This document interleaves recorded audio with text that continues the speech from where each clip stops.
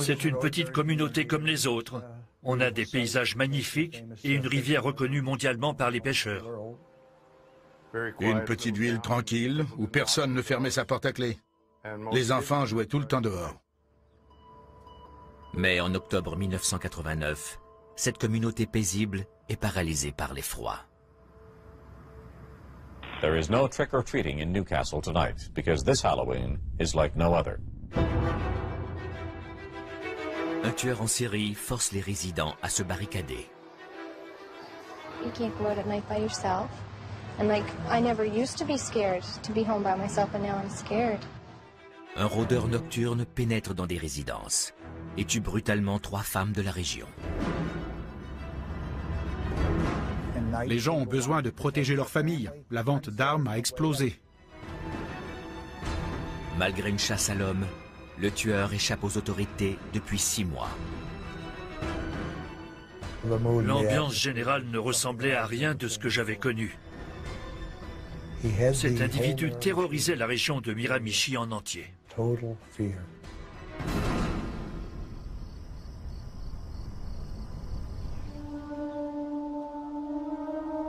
Devant l'insoutenable effusion de sang, les gens du quartier de Chatham Head se tournent vers l'église et les paroles réconfortantes du père James Smith. Père Smith était très aimé dans la communauté. Il était reconnu pour sa gentillesse. C'était un prêtre catholique dans une communauté catholique. Il habitait le presbytère près de l'église, à côté de chez ma grand-mère. C'était un personnage important. Or, un soir de novembre, les fidèles s'inquiètent de l'absence du prêtre lors d'une séance de prière. Les paroissiens sont allés voir s'il était chez lui, au presbytère.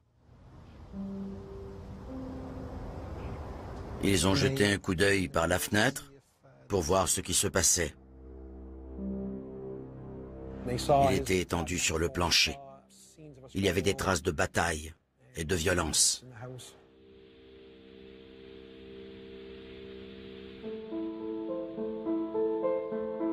L'agent de police Mason Johnson est envoyé sur les lieux.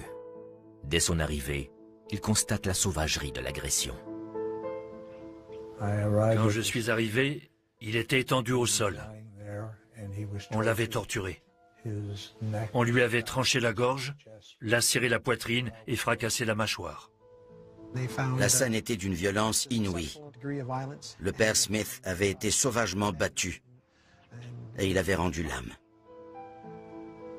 L'autopsie révèle par la suite un détail macabre de l'agression. On avait sauté sur le père Smith et on lui avait arraché les côtes du sternum. On a attaqué un homme d'église en plein cœur d'une petite communauté. Le tueur est entré chez lui, l'a torturé et lui a infligé des sévices inimaginables. Même les enquêteurs ont du mal à croire ce qu'ils ont vu. On ne peut pas réhabiliter le coupable d'un tel crime. Many of these people will barricade themselves in their homes tonight, praying for the nightmare to end. Un 4e homicide frappe Miramichi en 6 mois à peine. Et la nature sadique des crimes ne laisse aucun doute sur le profil du tueur. Cet individu était plus cruel qu'une bête. Pour faire ça, il fallait vraiment n'avoir aucune conscience. Un suspect ressort du lot. Un prisonnier de 41 ans en fuite, natif de la région. Il s'appelle Alan Leger. Alan Leger. Tout le monde à Miramichi connaissait ce nom-là. Il était violent et son comportement était souvent imprévisible. Chaque fois qu'on entendait parler d'un mauvais coup, on pensait à Alan Leger. Il avait cette réputation. 3 ans plus tôt, le dangereux criminel a été impliqué dans une agression semblable contre 2 commerçants âgés, John et Mary Glendenning.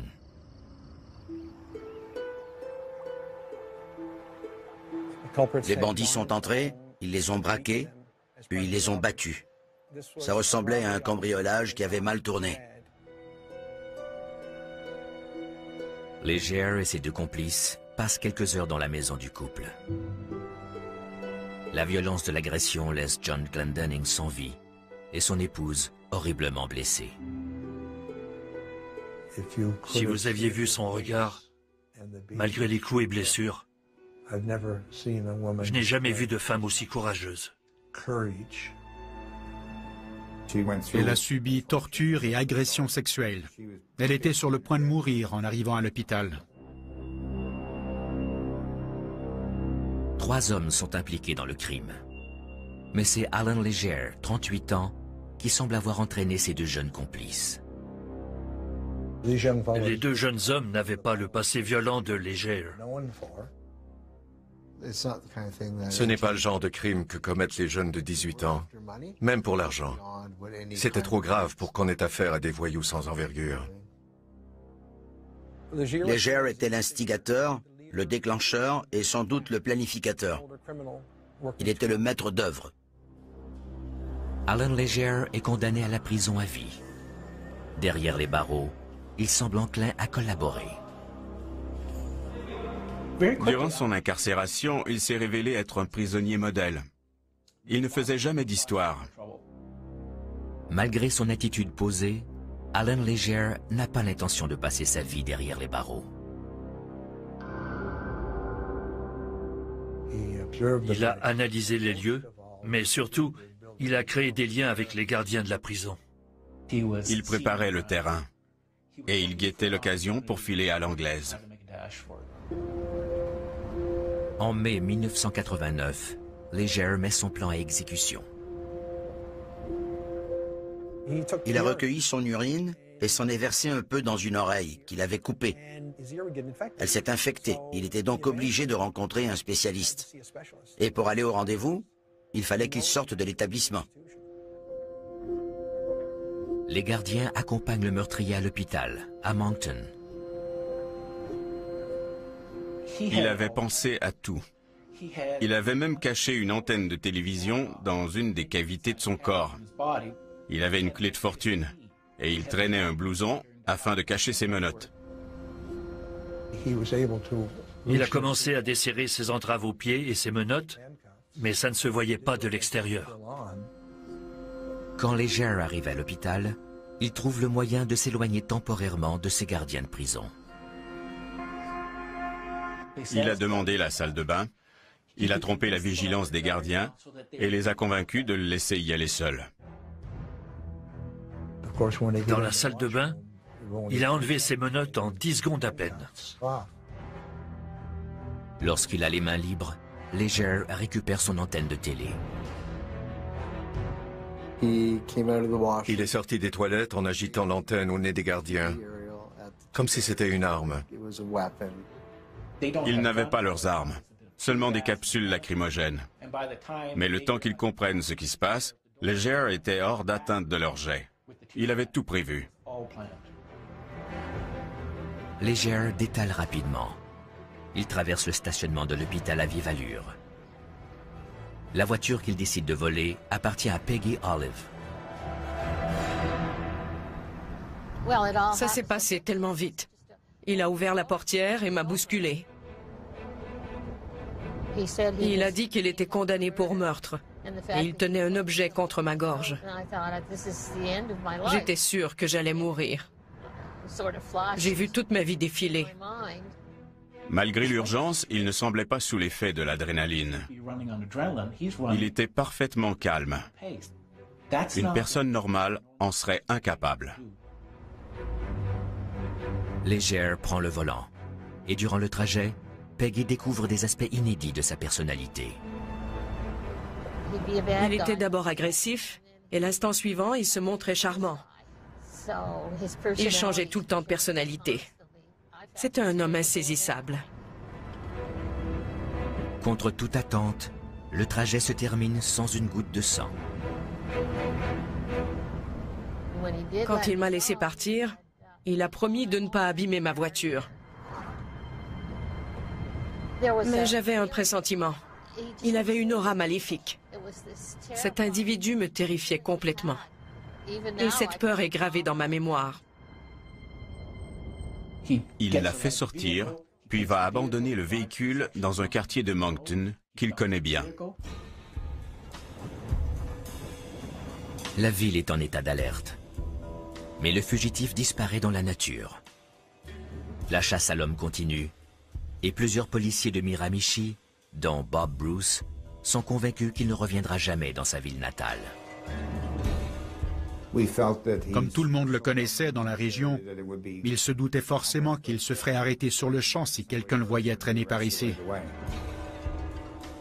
Que font les truands des petites villes lorsqu'ils réussissent à s'évader de prison? Ils quittent la ville. On était loin d'imaginer ce qui nous attendait.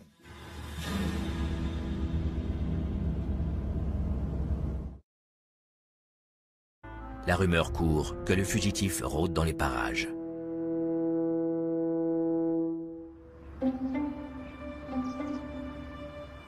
Il y a 41 ans, en 1948, naissait Alan Legere dans Chatham Head, un quartier malfamé sur les rives de la rivière Miramichi. On évitait d'aller se promener par là-bas. C'était un quartier difficile. Les résidents étaient pauvres. Il y avait plusieurs familles qui avaient du mal à trouver de quoi se nourrir. Une bonne partie des foyers avaient à peine de quoi se chauffer en hiver. Étant célibataire, Louise Legere loue des chambres de la maison familiale pour boucler les fins de mois. Un des locataires engendre son 4e enfant, Alan, avant de quitter la ville. Il a grandi sans figure paternelle et sans aucun autre modèle masculin. La relation entre Alan et sa mère était difficile. Elle n'était pas très sélective dans ses choix de partenaires. Et elle ramenait souvent des hommes à la maison. Les murs n'étaient pas insonorisés. Alors les enfants entendaient tout lorsqu'elle avait des invités. Je ne pense pas que Legere était très à l'aise avec le comportement de sa mère. Il n'en était pas fier du tout. Les adolescents ont besoin de voir leur mère comme étant asexuée. C'est très éprouvant pour eux de voir leur mère avoir des relations sexuelles, même avec leur père. Quand un garçon de cet âge perçoit sa mère sous un angle sexuel, cela déstabilise énormément son développement psychosexuel. Durant son enfance et son adolescence, il commence à manifester des comportements inappropriés. Il partageait une chambre avec sa sœur. Un des éléments qui a fortement influencé son développement fut d'observer sa sœur lorsqu'elle se déshabillait.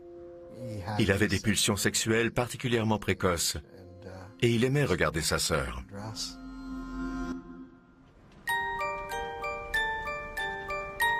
Legere divise toujours l'opinion, notamment à l'école.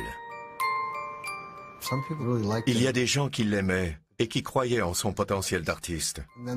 Les autres le voyaient comme une brute mal dégrossie, qui cherchait la bataille. Les gens qui l'aimaient bien le voyaient comme brillant et doué. Mais ceux qu'il n'aimait pas avaient peur de lui. L'enfance de Legere est profondément marquée par une tragédie familiale. Un jour, son grand frère se fait frapper en traversant un pont. Folle de douleur, sa mère s'en prend alors violemment à son fils Alan, de plus en plus rebelle. Sa mère lui a dit qu'elle aurait préféré qu'il meure à la place de son frère. La mère d'Alan Legere ne l'aimait pas.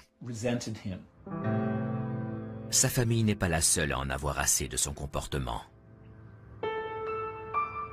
Il ne recevait aucun renforcement positif dans sa communauté. Tout ça lui pesait terriblement. Ça laisse des cicatrices. « 32 ans plus tard, en 1989, Alan Legere est un meurtrier évadé de prison. Il a profité d'un rendez-vous à l'hôpital pour s'enfuir. Comme il échappe toujours à la police, on commence à craindre qu'il revienne à Miramichi dans le but de se venger. Les résidents se doutaient que les Gers auraient envie de revenir dans la région pour se venger d'avoir été arrêtés. Ils se sentaient lésés. On m'a suggéré de quitter la ville avec ma famille, mais elle a refusé. Alors je suis resté aussi. Malgré les craintes, 3 semaines passent sans incident. Puis, l'agent Moule est appelé à intervenir lors d'un incendie à Chatham. En 1989, la partie gauche de ce bâtiment abritait une petite épicerie. Au 2e étage, c'était la résidence d'Annie Flam. Annie gère le commerce depuis plusieurs années. Tout le monde connaissait Annie Flam. Les enfants allaient lui acheter des bonbons. Elle était comme leur grand-maman. Cette vieille dame de 75 ans est amie avec sa belle-sœur, Naina, qui vit dans la maison attenante. Annie Flam et Naina étaient des piliers de la communauté. Tout le monde les adorait. L'incendie est dévastateur. Mais malgré l'intensité des flammes, Naina réussit à s'en sortir. La maison a été dévastée par les flammes. C'est un miracle que Naina ait réussi à échapper à la mort. Mais son corps était couvert de brûlures au 2e et au 3e degré.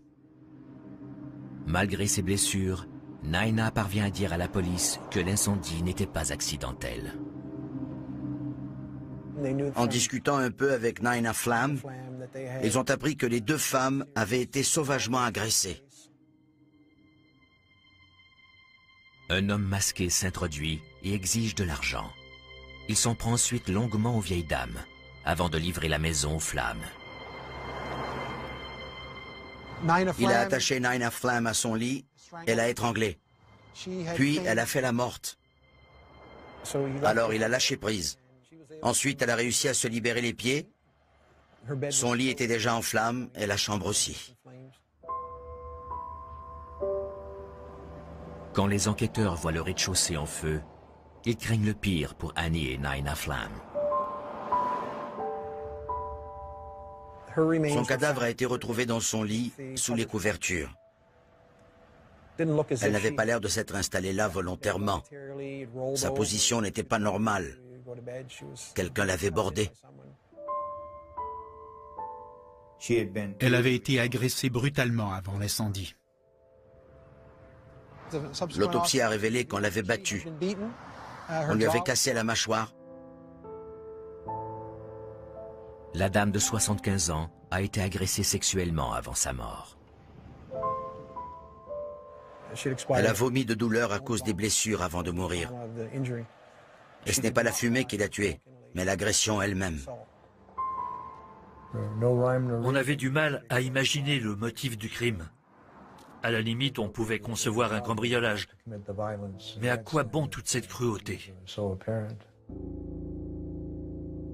Il s'en prend à des personnes âgées parce qu'elles sont vulnérables et qu'elles n'ont pas la force de résister.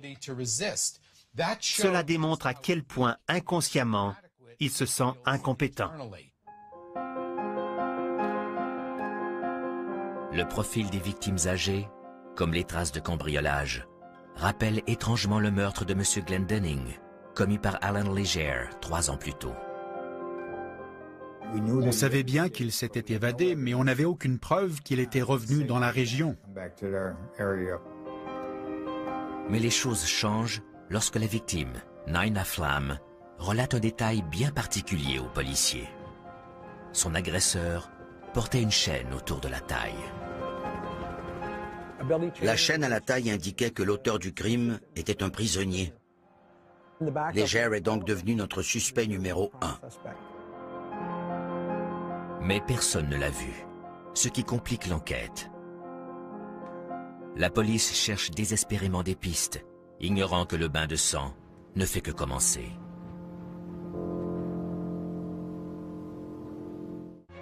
La communauté locale craint de plus en plus la vengeance du cruel meurtrier contre la communauté. Tout le monde craignait de se l'être mis à dos, car on avait peur des représailles. Il s'en prenait aux habitants de la région. J'ai un fils et 3 filles. Ils étaient tous terrorisés. Malgré les recherches intensives, le terrain environnant ralentit la traque du criminel. Le grand défi pour les autorités, c'était la forêt broussailleuse qui entourait les villages. Partout dans la région, la forêt ressemble à ça. Ce type de terrain rendait les recherches très difficiles.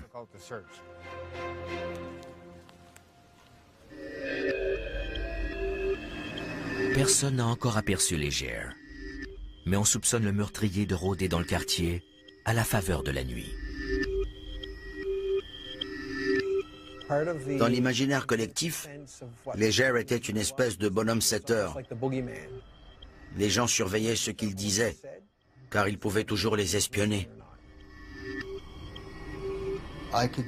On pouvait sentir sa présence derrière chaque petit buisson. On ne pouvait pas regarder la forêt sans se demander s'il était quelque part, en train de nous observer. C'était un fantôme, et la forêt était hantée. Puis, on a commencé à recevoir des plaintes au sujet d'un rôdeur. Une introduction par effraction fournit enfin un élément de preuve tangible. En rentrant chez lui, l'homme a vu quelqu'un dans sa cour arrière. Il l'a pris en chasse, et l'individu s'est enfui. Le lendemain, le propriétaire de la maison a trouvé des lunettes par terre. On a fait évaluer la prescription des verres pour découvrir qu'elle correspondait à celle qu'il avait reçue en prison.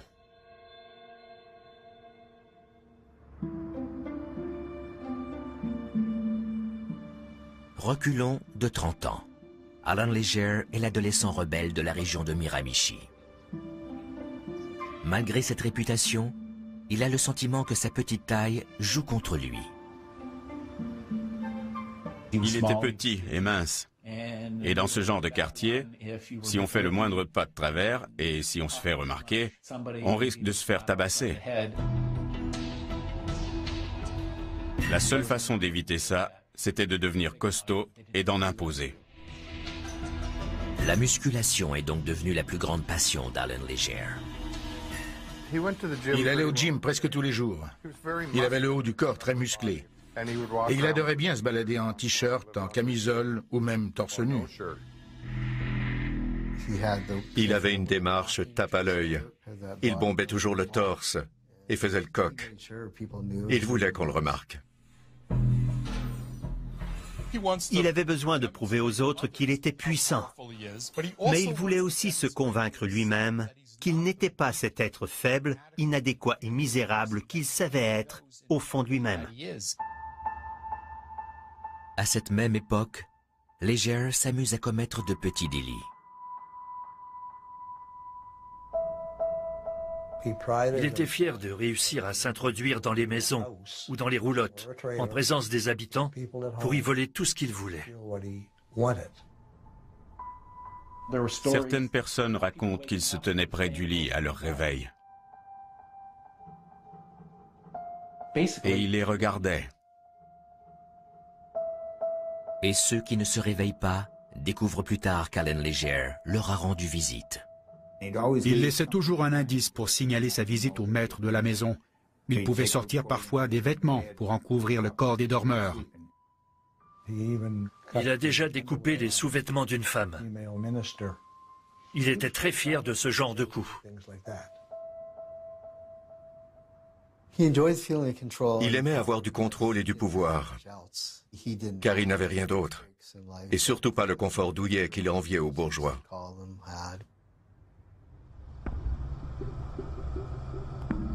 Même si Leger habite à Moncton, il commet toujours ses crimes à Miramichi. La gravité de ses délits augmente, mais la police a du mal à le coincer, car il ne ménage aucun effort pour effacer ses traces. Il a placé un livre à couverture rigide ouvert sur le tapis du séjour et il en a allumé les pages, ainsi que le dessous du tapis. Ça fonctionnait comme un foyer à combustion lente. Il avait donc 1h30 pour se rendre à Moncton avant que les pompiers soient alertés au sujet de l'incendie. Et 2 heures plus tard, on vérifiait s'il était à Moncton. Il y était.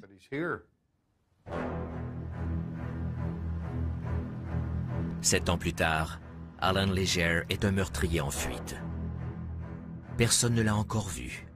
Mais la police le soupçonne d'être revenu dans la région pour se venger en tuant Annie Flam, une dame de 75 ans de Chatham.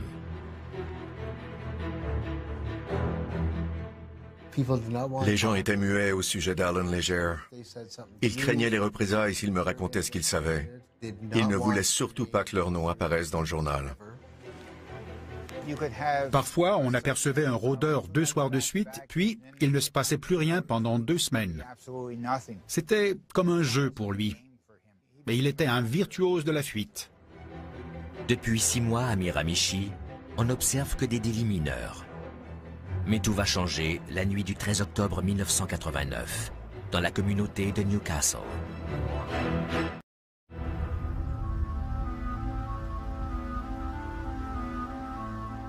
Quelqu'un a vu des flammes sortant de la maison de Linda et Donna Downey.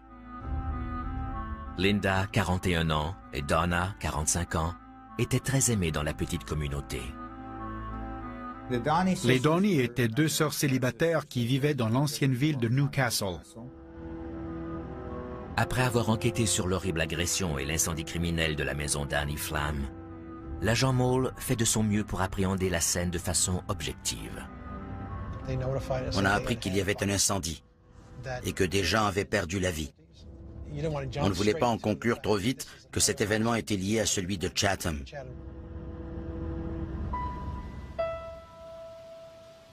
Pourtant, quand les enquêteurs s'approchent du bâtiment, ce qu'ils découvrent leur laisse peu de doute. Le tueur fou a encore frappé. Je suis entré, j'ai été saisi par l'horreur. Ils ont vu un cadavre, puis un deuxième, et partout autour d'eux, il y avait du sang. The fire police say was deliberately set to hide evidence of a grisly double murder. L'agresseur s'est introduit dans la maison, puis il a sauvagement battu les 2 femmes. Il les a agressées sexuellement et il leur a brutalement cassé les os. Le décès a été causé par la strangulation et par les traumatismes crâniens. J'ai vu les photographies des 2 sœurs Downey. Ça fait peur. Comment un être humain peut-il faire ça? Voici l'homme que tout le monde craint de rencontrer. On se demande comment un être humain peut être aussi violent et cruel envers ses pairs. Il n'avait pas besoin d'aller aussi loin pour tuer ses victimes. Cet homme est animé par la destruction des objets comme des personnes. Si quelqu'un est attaché à sa maison, il va chercher à la détruire.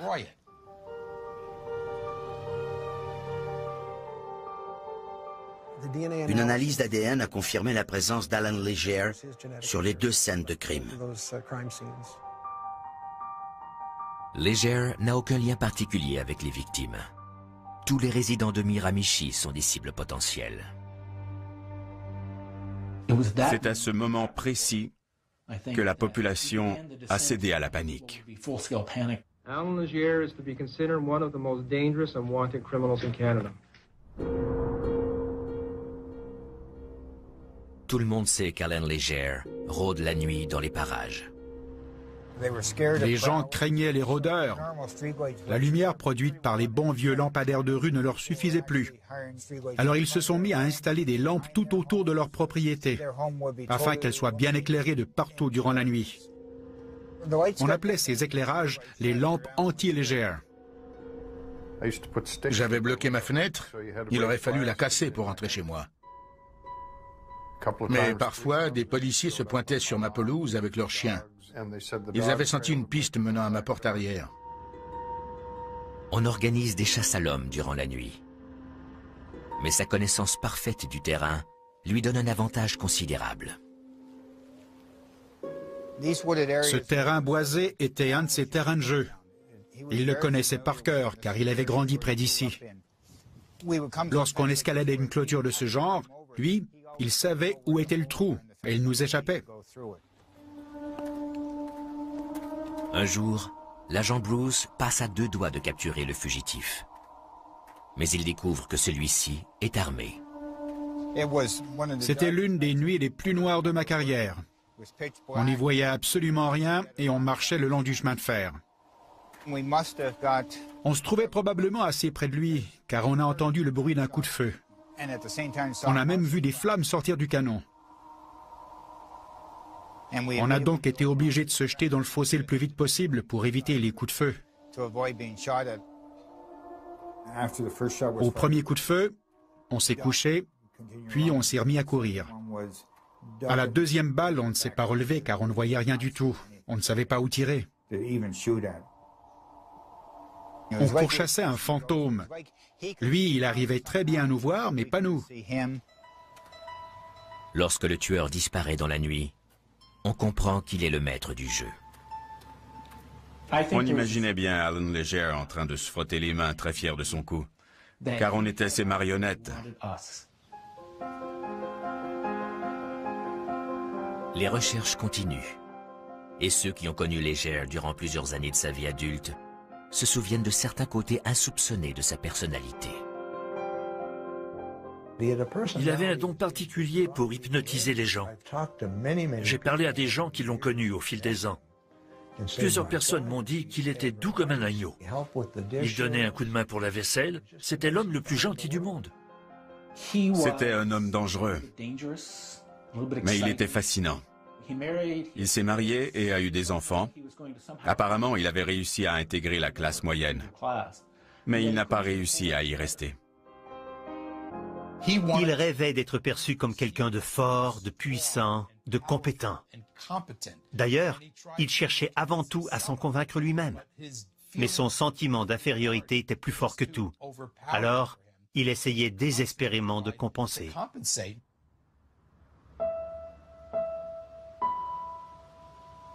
Leger travaille de moins en moins. Il cherche donc à faire sa place autrement. Imaginez un homme raisonnablement brillant, qui n'a rien accompli dans sa vie et qui cherche un moyen pour devenir quelqu'un. S'il parvient à inspirer la crainte, cela lui permet enfin d'affronter ses pairs la tête haute. C'est ce que Leger voulait désespérément, et c'est ainsi qu'il a trouvé le moyen d'avoir une place bien à lui dans la communauté. Une place qu'il méritait. Il tenait à ce qu'on sache de quel bois il se chauffe. Il avait un regard perçant. Et quand on discutait avec lui, il s'approchait un peu trop. C'était intimidant et ça vous forçait à reculer. Il était imprévisible et les gens avaient du mal à le suivre. Il a fini par atteindre un point de non-retour et rien ne pouvait plus l'arrêter. L'animosité de Leger atteint son paroxysme et il fait de nouvelles victimes dans la communauté de Miramichi. Il a exprimé sa haine de l'Église catholique. Puis il s'en est pris à l'or et aux richesses de cette institution. Il est même allé jusqu'à réciter des versets sataniques. Ça donnait froid dans le dos.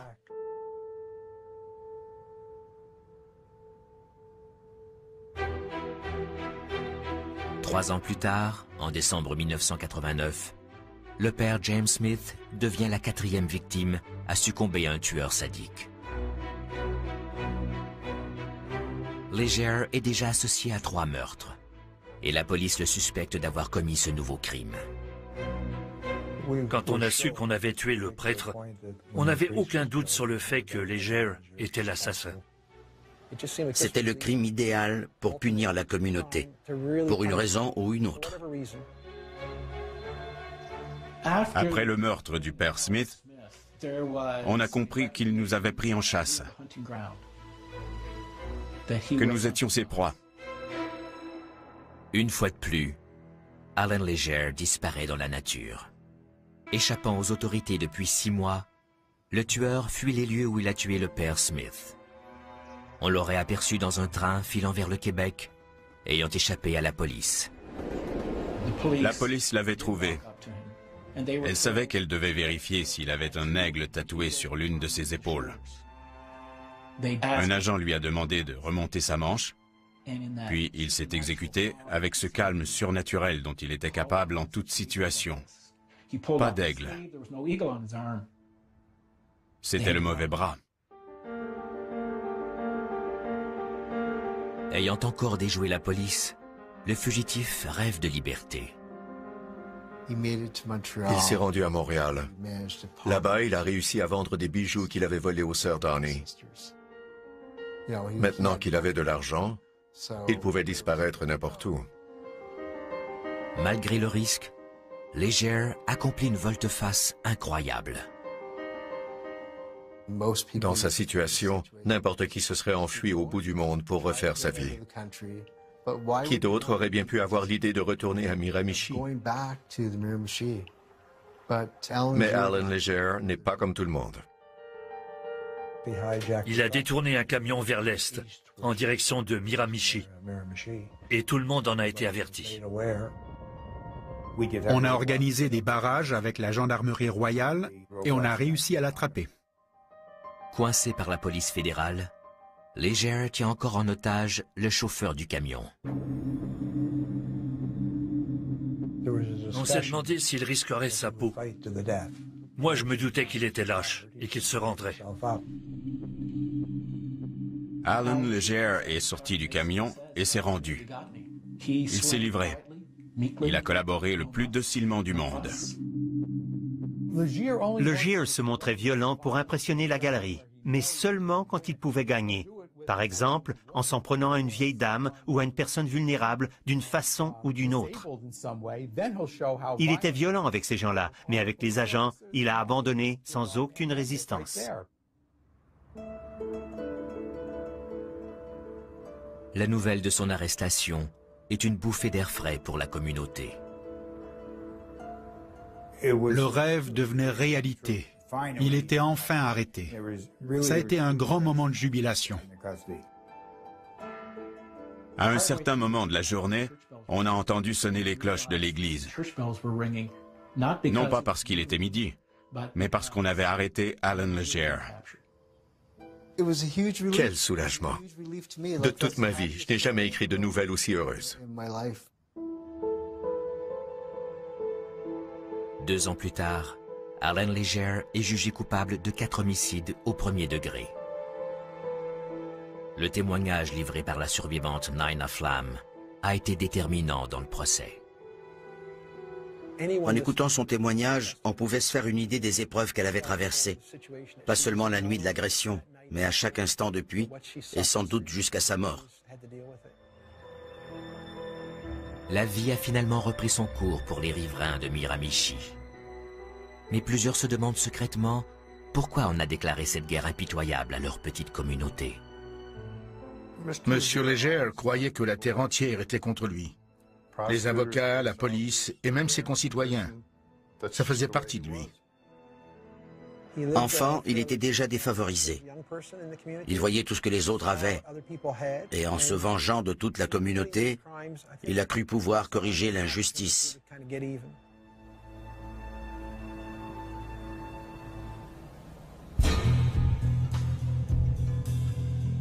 Alan Leger a-t-il été conditionné pour devenir un tueur en série? Ou est-il un tueur né? Alan Leger est psychopathe de naissance. C'est une maladie mentale d'origine génétique. Il n'a jamais eu de conscience. Les gens normaux ont conscience de leurs erreurs. Mais Alan Leger n'a jamais montré le moindre remords. Je n'irai pas jusqu'à dire que c'est un tueur né, mais il avait une prédisposition qui a émergé. Il se sentait tellement vulnérable que sa vie entière a été une tentative de compensation. Son but était de convaincre les autres qu'il était différent de ce qu'il était vraiment. Beaucoup de gens grandissent avec des failles et des carences. Plusieurs ont une enfance horrible, mais ils ne deviennent pas tueurs en série. Il devait donc être un tueur né. Comment expliquer les choses autrement?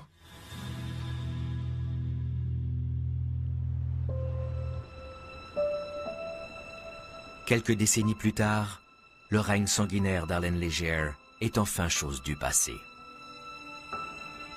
Mais la communauté de Miramichi n'a rien oublié de l'horreur qu'elle a vécue. Certains proches des défunts en gardent aussi des séquelles. Leurs amis et leur entourage ont encore peur. Ils n'oublieront jamais.